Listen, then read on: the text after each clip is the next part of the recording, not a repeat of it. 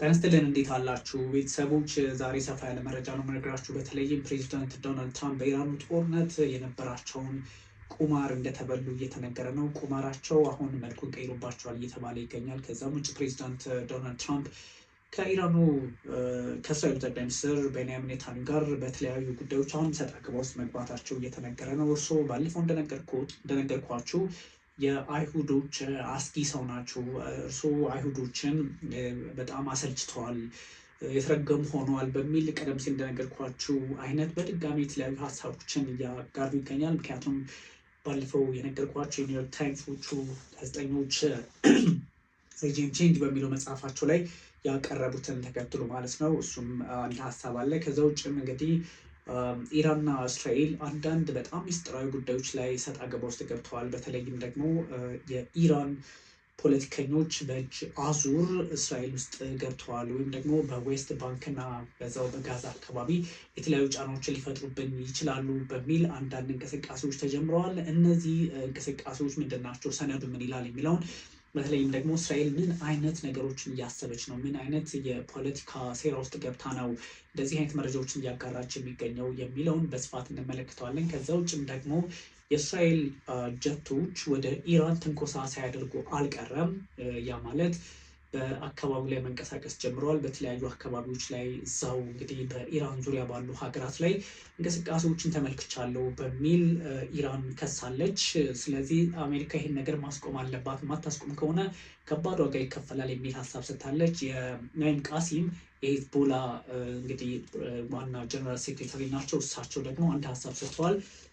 ሙሉ በሙሉ ከሊባኖስ እስራኤል መውጣት አለባት የሚል ሀሳብ ናይም ቃሲም ሰጥተዋል። ይህን ነገር እስከ መቼ ያራዝም ይቀጥላል የሚለውን እናየዋለን። ግን ዌስት ባንክ ላይ በእርግጥም የኢራን እጅ ገብቷል የሚለው ይነሳል። ከዛ ውጭ ደግሞ እስራኤል ቱርክ በጉዳዩ ላይ ጣልቃ እየገባችብኝ ነው፣ ወይም ደግሞ ቱርክም በዚህ ጉዳይ ላይ በፕሮክሲው ጥቅም ላይ እየዋለች ነው ወይም እሱ ላይ አለችበት የሚል መረጃ እያጋሩ ይገኛል። እነዚህ ጉዳዮች ሰፋ አድርጌ እነግራችኋለሁ። ግን ከዛ በፊት እናንተ ላይክ ሰብስክሪፕሽን ማድረጉን ቀጥሉ።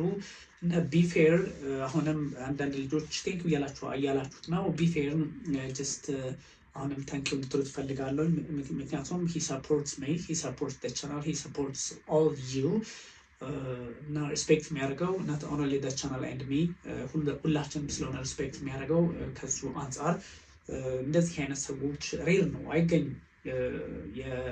የሚያደርገው ነገር ከሱም ባሻገር ደግሞ በአንዳንድ ሁኔታዎች ስትመለከቱት የተለየ ጥረትና የተለየ ፍላጎት ወይም ደግሞ በዚህ ልክ ሼፕ ተደርጎ በዚህ ልክ ቢያድግ ብሎ የሚያስብ ሰው ስለሆነ ከዛ አንጻር በጣም አፕሪሺየት መደረግ ያለበት ሰው ነው እና ናት ኦንሊ ሴንዲንግ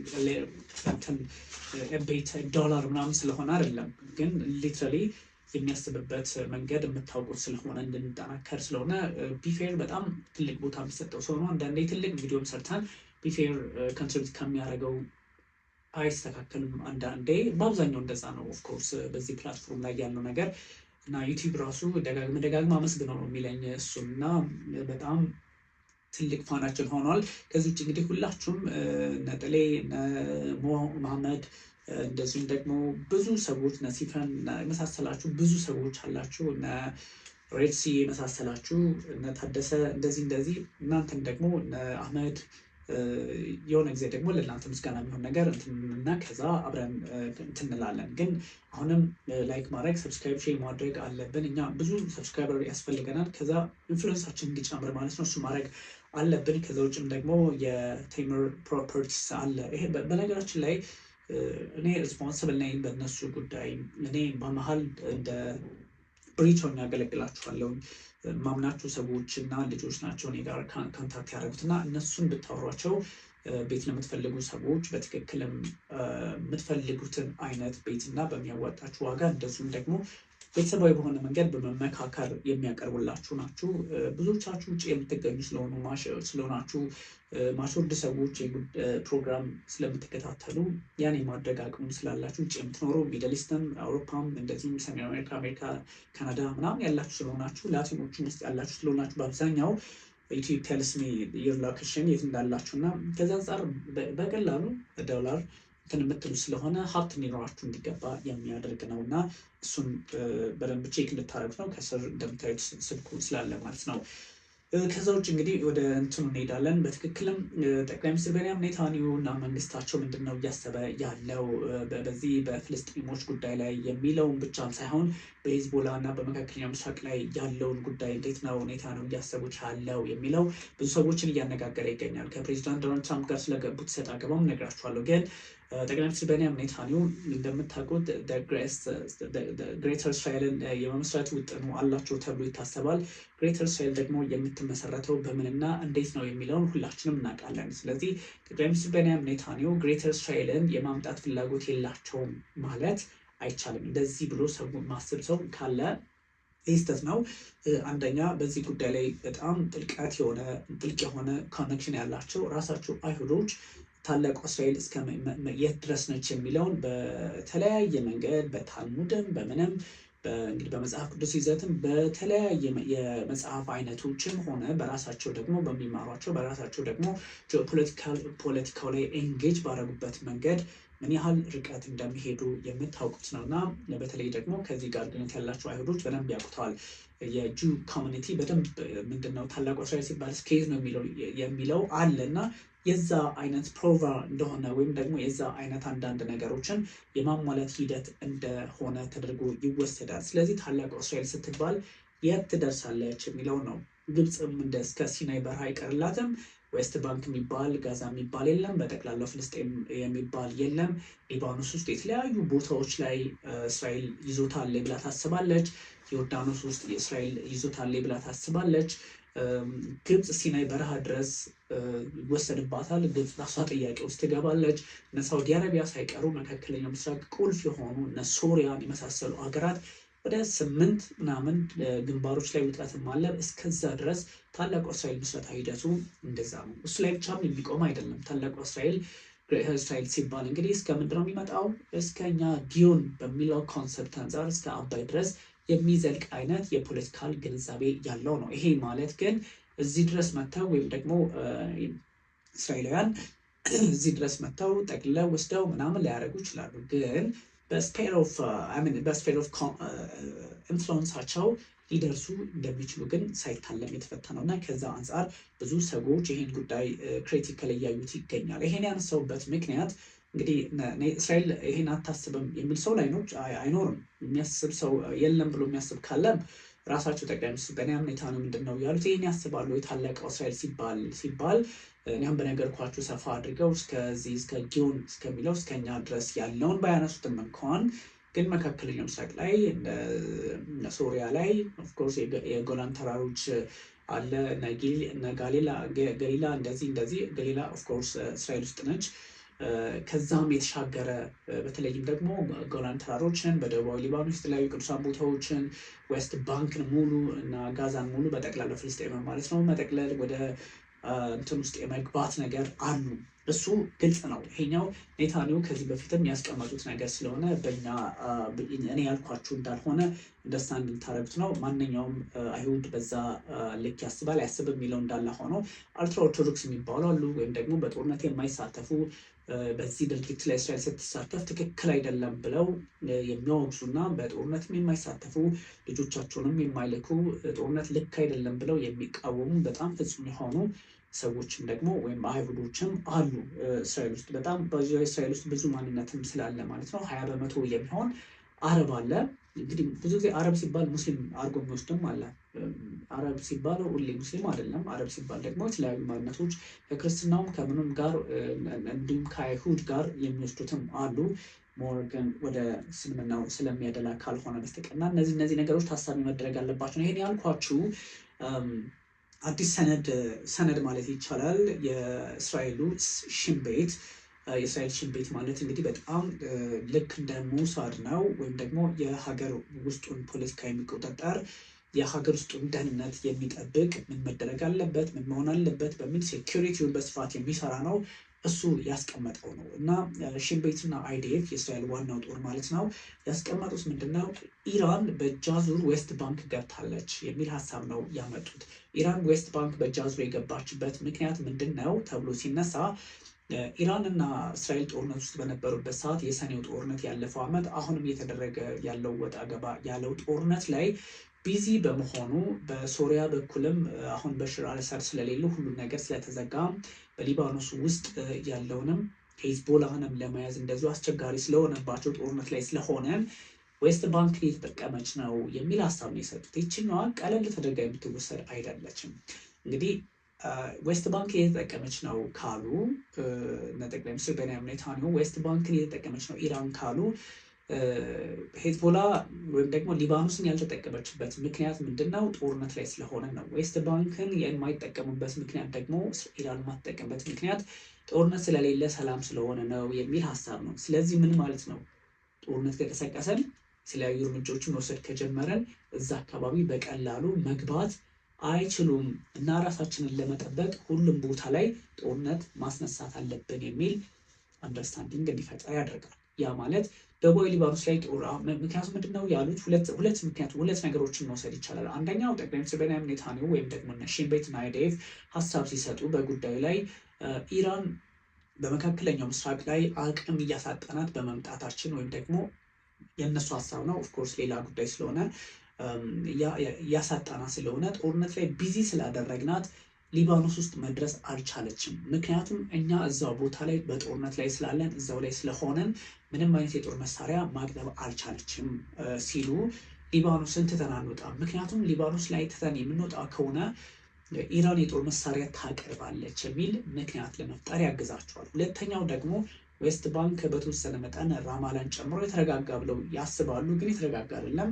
በዌስት ባንክም አዳዲስ ዘመቻዎችን ለማድረግ ምክንያቱም ሰላም ስለሆነ ኢራን ጦር መሳሪያ እያቀረበች ነው፣ ኢራን ስማግሊንግ እያደረገችብን ነው በሚል ክስ ያቀርባሉና ጦርነት እዛው ቦታ ላይ ማስነሳት አለብን በሚል ደግሞ ሌላ አይነት አንደርስታንዲንግ ወይም ደግሞ አረዳድ እንዲፈጠር እያደረጉ ይገኛል ማለት ነው። ይሄ ብዙ ሰዎች በእነዚህ ምክንያቶች ኔታንያሁ መካከለኛ ምስራቅ ላይ ብዙ ነገሮችን ጫና ውስጥ ለማሳደር ይፈልጋሉ የሚል ሀሳብ እንዲነሳ አድርገዋል። ስለዚህ እዚህ ላይ ብቻ የሚቆም አይደለም። ቀጣዩ ዕጣ ፈንታ ወይም ደግሞ ቀጣዩ የጠቅላይ ሚኒስትር ቤንያሚን ኔታንያሁ ውጥንና ቅድ ከቱርክም ጋር መጋጨት እንደሆነ ይነገራል። በእርግጥ የቱርኩ ፕሬዚዳንት ረጀብ ጣይብ ኤርዶዋን ከዚህ ቀደም ኢየሩሳሌም ገብተን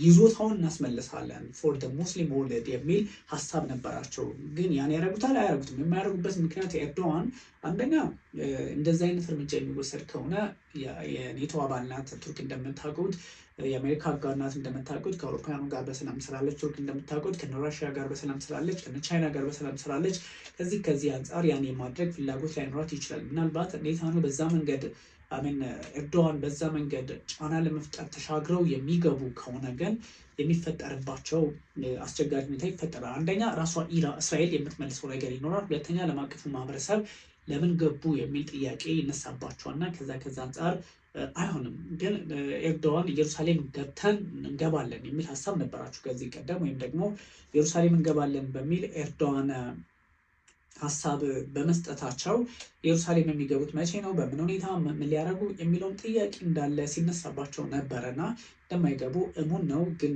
ብዙ ጥያቄዎች ሲነሱ የነበረው ከዚህኛው አንጻር ነው። ብዙ ሰዎችም አንደርስታንድ የሚያደርጉት ይሄኛውና ይሄኛውን ነው። ስለዚህ አንዳንድ ጉዳዮች በቀላሉ የማይታዩ ምናልባትም በዓለማችን ጣጣ ይዞ የሚመጣ ነገር ሊፈጠር ከቻለ ይሄኛው እንደሆነ ይነገራል። በዋነኝነት ግን በፖለቲካው መንገድ በፖለቲካው ዘርፍም ሆነ አንዳንድ መፍትሄዎችን ለማምጣትም ሆነ አስቸጋሪ ጊዜያትን መቋጫቸውን ለማግኘት የኔታንያሁና የኢራን ፖለቲከኞች በአንድ ቦታ ሆነው መምከር ያስፈልጋቸዋል። ግን ጠቅላይ ሚኒስትር ቤንያሚን ኔታንያሁ ይሄን የማድረግ ውጥኑ የላቸውም። ስለዚህ ኢራን በሶስት ነገሮች ላይ መሰረቷን አድርጋለች የሚል ሀሳብ ነው ያላቸው። አንደኛ ቁጭ ያለችበት መንገድ ወይም ደግሞ ኢራን እያደረገች ያለችው መንገድ በዌስት ባንክ እና በጋዛ የጦር መሳሪያ ስማግሊንግ ጦር መሳሪያ በማስገባት ታግዛለች።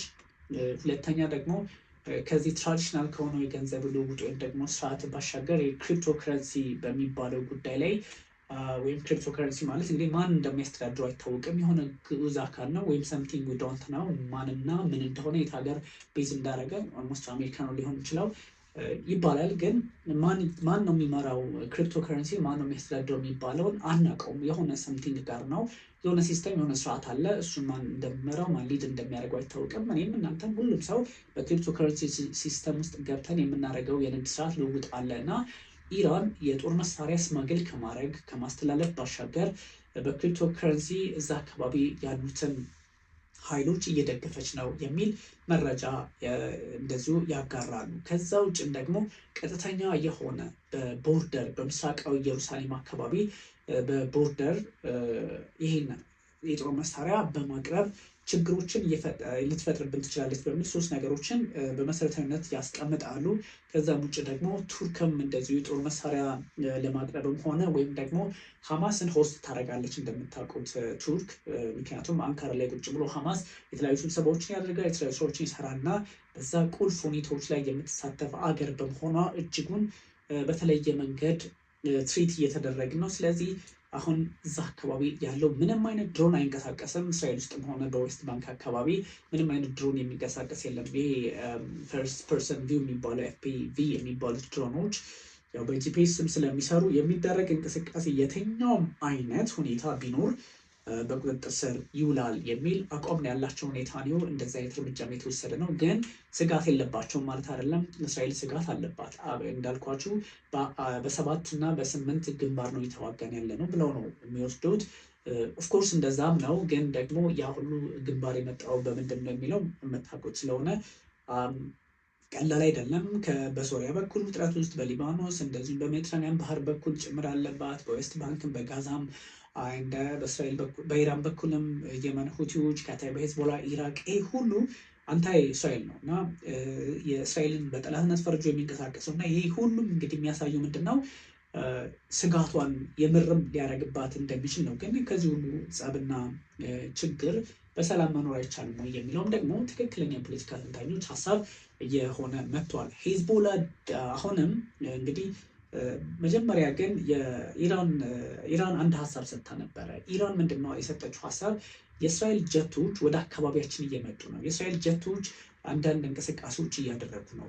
እስራኤል ይህን የምታደርገውን እንቅስቃሴ አሜሪካ ማስቆም አለባት፣ ያን የማታደርግ ከሆነ አስቸጋሪ ነገሮች ይፈጠራሉ የሚል ስጋቷን ስታስቀምጥ ነበር እና ቀኑን ሙሉ የአርጂሲ ሰዎች ወይም ደግሞ በተለይም ይሄ ዩኒፋይድ ኮማንድ ሴንተር የሚባለው እሱ ሲያቀርብ የነበረው ነገር ይሄ ነው። የተለያዩ እንቅስቃሴዎችን እያደረገች ነው የሚል ጥያቄ እያነሱ ነው እና ምናልባት ይሄኛው ነገር ከአረብ ኤሚሬቶች ጋር እዛው አካባቢ ካሉ እንደው ምናልባት እነ ሳውዲ ጋር እንደዚህ አይነት እንቅስቃሴዎች ታይቶ ሊሆን ይችላል የሚል ሀሳብም ይጋራል። ግን በዋነኝነት ብዙ ሰዎች የሚያነሱት ጥያቄ እውነት እስራኤል በዚህ ልክ እንቅስቃሴ ውስጥ ናት ወይ? በዚህ ልክ ችግሮችን ልትፈጥር ትችላለች ወይ የሚል ጥያቄም የሚያነሱ አሉ። ግን ደግሞ አንዳንድ ጉዳዮችን ስንመለከታቸው በዛ ልክ የሚታዩ ሆነዋል እና የጀቶቹ እንቅስቃሴ መቆም አለበት የሚለው መታየት ያለበት ጉዳይ እንደሆነ እየተነገረ ነው። የሄዝቦላ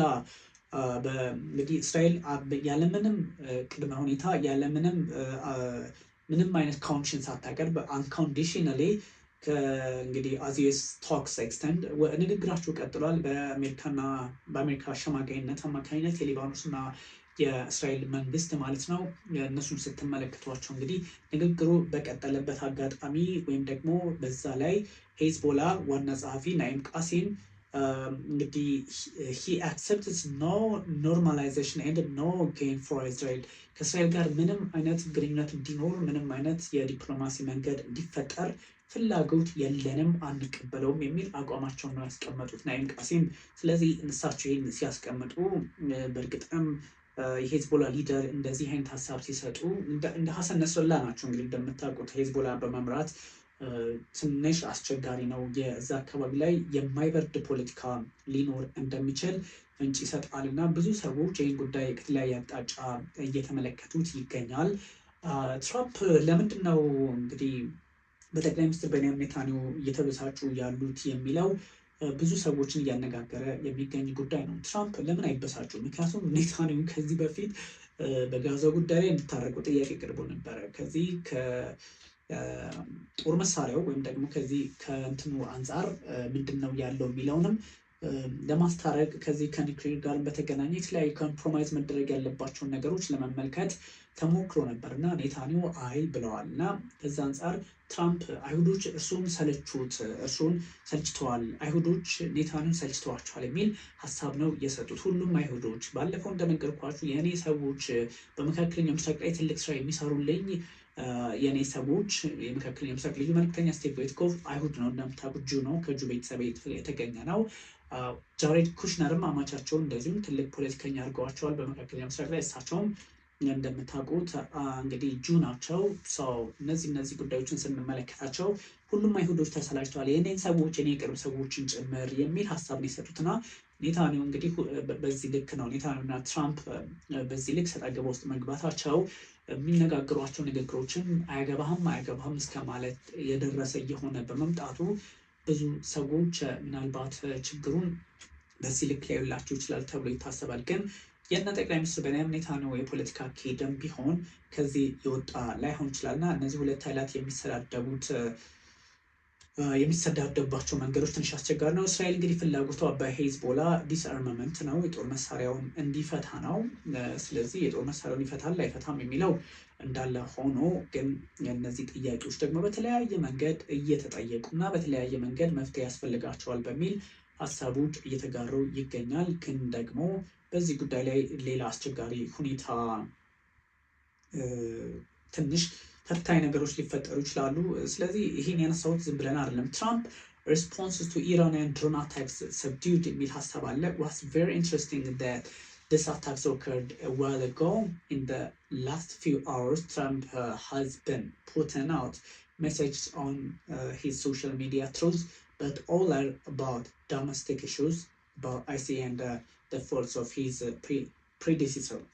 የሚል ሀሳብ ነው። It's only now within the few minutes that he decided to respond directly to this Iranian action. It's also by Trump's terms somewhat subtle message. Normally there is much more anger involved, but it's at the same time pretty strong warning from the president about the danger of violation of the ceasefire agreement.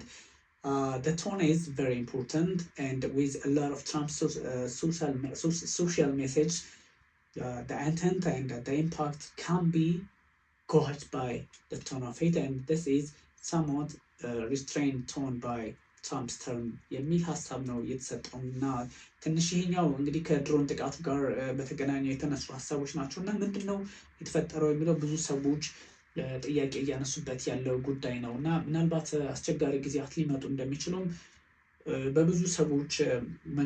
በብዙ ሰዎች እየተነሳ ይገኛል። ትራምፕ ኮልስ ድሮን አታክ ፉሊሽ ቫዮሌሽን ኦፍ ሲዝፋየር አግሪመንት የተኩስ አቁሙን እንደተጣሰ ነው የድሮን ጥቃት ተፈጽሟል እና ዩኤስ ፕሬዚዳንት ሴስ ኢራን ሾት ዳውን አትሊስት 4 one-way attack drones at ships ትራንስቨርሲንግ ዘ ስትሬት ኦፍ ሆርሙዝ በስትሬት ኦፍ ሆርሙዝ የሚተላለፉ መርከቦች ላይ 4 የሚሆኑ ዋን ዌይ ማለት አጥፍቶ ጠፊ ድሮኖችን ተጠቅማለች እና እነዚህ እንግዲህ ድጋሜ የተኩስ አቁሙን የመጣስ ነው የሚል ሀሳብ ነው የሰጡት። one of the drone solidly hit the upper deck of a large and very expensive cargo carrying ship. Damage was done, but the ship was able to proceed on its way. Anyway, Trump በትሩ ሶሻል ሚዲያቸው ላይ የጻፉት እንግዲህ የድሮን ጥቃት ማድረሷን ተከትሎ ነው ኢራን ማለት ነው። ስለዚህ ኢራን የድሮን ጥቃት አደረሰች። we knocked down 3 other drones. Obviously this is a foolish violation of our ceasefire agreement የሚል ሀሳብ ነው የተሰጡት። it's actually within the US president referring to when it took place መቼ እንደሆነና በምን ሁኔታ እንደሆነ በግልጽ አላስቀመጠም። እንደምታዩትም ደግሞ በዚህ አካባቢ ያለው ውጥረት መልኩን ቀይሯል ለማለት ያስደፍራል። በሁለቱ ኃይላት መካከል ያለው ችግር ሄድ መለስ ነው ብለን ልንወስደው አንችልም። ብዙ ነገሮች አስቸጋሪ ሆነዋል። ስለዚህ ድሮኖች ወይም ደግሞ የተኩስ አቁም ስምምነቱም በዚህ ልክ ጫና ውስጥ እየገባ ሊሄድ ይችላል ነው። ትራምፕም የዛቱት ይሄን ነው በግልጽ ያስቀመጡት። ይሄን ነገር ስንመለከት አስቸጋሪ ነው። ከዛ ውጭ ኢራን ደግሞ የአረብ ሀገራትን በተለይም ደግሞ እነዚህ ስቴትመንት ፎሎድ ቶክሲን ማናማኮ ማለት ሴክሬታሪ ኦፍ ስቴት ማርኮ ሩቢዮ የባህሬን ፎሬን ሚኒስተር ወይም ደግሞ እነዚህ የጂሲሲ ሀገራት እነ ኩዌት፣ እነ ኦማን፣ እነ ካታር፣ ሳውዲ አረቢያ፣ ዩናይትድ አረብ ኤሚሬትስ ያወጡት አንድ ሀሳብ አለ። ከዚህ እንግዲህ ሚኒስትር ኦፍ ዌልካም ጁን 17 ሜሞራንደም ኦፍ አንደርስታንዲንጉን ይሄ የመግባቢያ ሰነዱን ተቀብለውታል። በበጎ ካዩት በኋላ ግን ምንድነው የሆነው? ከዚህ ኢራን ኒውክሌር መታጠቅ የለባትም የሚል አይነት ነገር ያለው ስለሆነ ከሱ ጋር በተገናኘ ጥያቄዎች መነሳት ጀመሩ ማለት ነው። ስለዚህ ለዚህም ነው አረቦችን ያስደነገጠችበት። ብታርፉ ይሻላል አለች። እንግዲህ ብታርፉ ይሻላል ካለች ኢራን ከዚህ በፊት ጥቃትም በመሰንዘር ትታወቃለች እና እዛ አካባቢ ያለውን ችግር በሌላ መንገድ ደግሞ አደገኛ ልታደርገው ትችላለች ተብሎ ስለሚታሰብ ነው እና ብዙ ሰዎች ብዙ ጥያቄ እያነሱ ይገኛል። ግን እነ ፕሬዚዳንት ዶናልድ ትራምፕ ደግሞ እነዚህን ሁኔታዎች በምን መንገድ ሊቋጫቸው ይችላሉ የሚለውንም ማየት ያስፈልጋል። በጣም ትንሽ ፈታኝ ነው። ምክንያቱም እዚህ ጋር አለመረጋጋቶችን እንመለከታለን፣ እዚህ እዛም የሚሉ ጉዳዮችን እንመለከታለን እና በተለይ ኔታንያሁ ጉዳዮችን ለማርገብ የሚሄዱባቸው ርቀቶች የጸብ እያጫሩ አይነት ነው በሚል ስለሚወሰድ የኢራን ፖለቲከኞችም ደግሞ እንደዚህ ድሮን ጥቃት እስከማድረስ እንትን ማለታቸው ሌላ አይነት ጣጣ እየፈጠረ ይገኛል እና እንግዲህ ኢራን ከእውቅና ውጭ በሆርሙዝ በኩል የሚደረጉ ጉዞዎችን እንግዲህ ኢላማ አድርጋለሁ ማለቷን ተከትሎ ብዙ ሰዎች እንትን እያለ ነው። ኢራን የባህረ ሰላጤው ሀገራት ነው አሜሪካ ያወጡትን መግለጫ ቀደም ሲል እንደነገርኳቸው መቃወሟ ይታወቃል። ምክንያቱም ኢራን በባህረ ሰላጤው ትብብር ምክር ቤት ጄሲ ማለት ነው በእነዚህ ጋር አሜሪካ ሆና የወጣችው መግለጫ ትንሽ አስቸጋሪ ነው። የወጣው መግለጫ ምንድን ነው የሚለው? የአሜሪካ ጦር ሰራዊት በባህረ ሰላጤው አካባቢ መገኘት ለአካባቢው አለመረጋጋትና ክፍፍል ምክንያት እንጂ ሌላ አዲስ ነገር የለውም። የኢራን የውጭ ጉዳይ ሚኒስትር ነው ይህን ሀሳብ የሰጡትና እንግዲህ የሆርሙዝ ሰርጥን የሚያስተዳድሩት ጉዳይ በኢራንና በኦማን መካከል በሚኖር ትብብር እንዲሁም ከአሜሪካ ጋር በተደረሰው መግባቢያ ሰነድ አማካኝነት የሚፈጸም መሆኑን ቢጠቁምም አንዳንድ ሁኔታዎች ግን ባህሬን፣ ሳውዲ አረቢያ፣ ካታር፣ ኦማን፣ የተባበሩት አረብ ኤሚሬቶችና ኩዌት ትብብር ምክር ቤቱ ላይ እንዳነሱ ጥያቄ ብዙ ሰዎችን ያበሳጨ ነው። ኢራን ደግሞ ከእውቅና የውጭ ማንም እዛ አካባቢ እንዳይንቀሳቀስ የሚንቀሳቀስ ካለ ዋጋውን ሰጠዋለሁ በሚል ሀሳብ ሰጥታለች። እየሆነ ያለውም ይሄ ይመስላል። አሁንም የፖለቲካ ሂደቱ ውስብስብ ሊሆን እንደሚችል ይነገራል። አንዳንድ ጥያቄዎች እንግዲህ እዚህም እዛም የመነሳት እድል ይኖራቸዋል። ብዙ ሰዎች ሀሳባቸውን ሲያጋሩ ሆነ የተለያዩ ጉዳዮችን ሲያመጡ ከዚህ አንጻር የሚታይ ነው እና ብዙ እንግዲህ ሊጠበቅ ይችላል። በዓለም ፖለቲካ ላይ አንዳንድ ሁኔታዎች የሚታይበት መንገድ ሰላማዊ ሆኖ ሊታይ ቢችል ግን ትንሽ ኢራን አሁን መተኮስ መጀመሯ ደግሞ ትንሽን ብቻ ሳይሆን በጣም በርከት ያለ የፖለቲካ ጭንቀት ፈጥሯል። ሰው እንዴት በምን ሁኔታ ሊፈታ ይችላል የሚለውም እጅግ አስቸጋሪ ነው። ምክንያቱም ኢራን አሁን በቃ የመጣ ይምጣ አይነት ነገር ውስጥ ናት እና ትንሽ የመጣ ይምጣ ሲባል ደግሞ ያገኙትን የመተኮስ አይነት አዝማሚያ ይኖራል። ከዚህ ቀደም ባላሰብነው መንገድ ወይም ዓለም ባላሰበችው መንገድ ኒውክሌር ጦር መሳሪያን ታጥቃ ልታርፍ የምትችል ሀገር ትሆናለች። ኦብቪየስሊ ብዙ ሰዎች አንዳንድ ጥያቄዎችን ያነሳሉ፣ አንዳንድ ሀሳቦችን ለማንሳት ይሞክራሉ። ግን ውስብስብ ነገሮችንም ደግሞ መመልከት አለማ መቻል አለባት። እንደዛ የማይሆን ከሆነ አንዱ ሌላውን ጫና ውስጥ እያስገባ የመቀጠልን ብቻ ከሆነ ወይም ደግሞ አንዱ ዋጋ ሲከፍል እኔ ሰርቫይቭ አደርጋለሁ አይነት የፖለቲካ አንደምታ ካለ በጣም ዓለም ትቸገራለች ወይም ደግሞ መፍትሄ አልባ የመሆን እድሏ በጣም ከመቼም ጊዜ እየሰፋ ሊሄድ እንደሚችል ግልጽ ይሆናል እና ነገሮችን በደንብ ማሰላሰል ይፈልጋል። የዓለም ፖለቲከኞችን በዚህ ልክ ጉዳያቸውን ማየት መቻል አለባቸው። እንደዛ የማይሆን ከሆነ ግን እነ ትራምፕም መፍትሄ የሚሉት መፍትሄው እየራቀ የፖለቲካ እንደምታው ችግር የሆነ ወደ ጦርነት እያዘነበለ የመሄድ አዝማሚያ ሊኖር ስለሚችል በሁሉም ዘንድ እንደዚህ አይነት ጉዳዮች በቀይ መስመር መልክ መታየት ያለባቸው እንደሆኑ ገሃድ ነው። ግን ብዙ ሰዎች ደግሞ እነዚህን ነገሮች ለማየት ያልፈለጉበት ምክንያት አንዱ ከሌላው ጋር አብሮ የሚታይበትና የፖለቲካ አውዱን ያለመረዳት እንደሆነ ይነገራል። እንግዲህ ብዙ ነገሮችን ዓለማችን እያስተዋለች ይገኛል። ከዚህ አንጻር አንዱ በሌላው ላይ የሚፈጠረውን ጫና ለማየትም አስቸጋሪ ጊዜያትን ዓለም ልታስተናግድ ትችላለች። ይሄ ሳይታለም የተፈታ ነው። ሰው ለመፍትሄም እንደዚሁ አብሮ መስራት ያስፈልጋል የሚለውን ለማንሳት ነው። እንግዲህ ብዙ ነገሮችን አንስተናል እንዳልኳችሁ የነ ቴምሮችንም ቼክ አድርጉላቸው፣ ሀሳብም ስጧቸው። ሀሳብም ብቻ ሳይሆን ጀስት እናንተ የቤት የመግዛት ውጥኑ ካላችሁ በደንብ የሚያወጣ ሂሳብ ነው ይዘውላቸው የመጡት፣ ወይም ደግሞ በደንብ እናንተን የሚያግዝ ተመጣጣኝ የሆነ በተመጣጣኝ ዋጋ ግን ደግሞ አሪፍ አይነት ኢንሰንቲቭ ያላቸው ናቸው። ከሱ አንጻር እንፈልጋለን። ኤኒ ኮመንት የተለያዩ ሀሳቦችን ስጡ። እንግዲህ በተቻለ መጠን ምላሽ ለመስጠት ሞክራለሁ። ውድ ተመልካቾቻችን ለነበረን ጊዜ እጅጉን አመሰግናችኋለሁ። ቢኒያም ካሴ ነበርኩኝ። ያው እንግዲህ በተቻለ ሀሳባችሁን እንትን ማለት ፈልጋለሁ፣ ለመመለስ ፈልጋለሁ። እናንተም ደግሞ አክቲቭሊ እንደዛ አድርጉ። እጅጉን አመሰግናችኋለሁ። መልካም ጊዜ ይሁንላችሁ። ነገ ከ40 ሚሊዮን ብር በላይ የሚያወጡ አፓርታማዎችን ዛሬ በአስገራሚ ቅናሽ ይግዙ። በፍጥነትና በጥራት የሚታወቀው ቴም ሪል ስቴት ሳር ቤት አደባባይ ከዳቭ ፓቭሊየን ህንፃ አጠገብ አዲስ ሳይት ይዞልዎት ቀርበዋል። ቢኖሩበት የዲፕሎማ ሰፈር፣ ቢያከራዩት በዶላር። ባለ 1 መኝታ በሙሉ ክፍያ በ6.3 ሚሊዮን ብር ብቻ፣ ባለ 2 መኝታ በሙሉ ክፍያ በ8.3 ሚሊዮን ብር ብቻ፣ ባለ 3 መኝታ በሙሉ ክፍያ በ11.4 ሚሊዮን ብር ብቻ። ለየት የሚያደርገን በዶላር የሚሆን በኮንስትራክሽን ዕቃ ግሽበት የዋጋ ማስተካከያ ፈጽሞ አይደረግም። ልብ ይበሉ፣ ሳር ቤት ላይ በዚህ ዋጋ አፓርትመንት ማግኘት አይታሰብም። ይህ ዕድል ለአጭር ጊዜ ስለሚቆይ ፈጥነው በ0942 1642 62 ይደውሉ።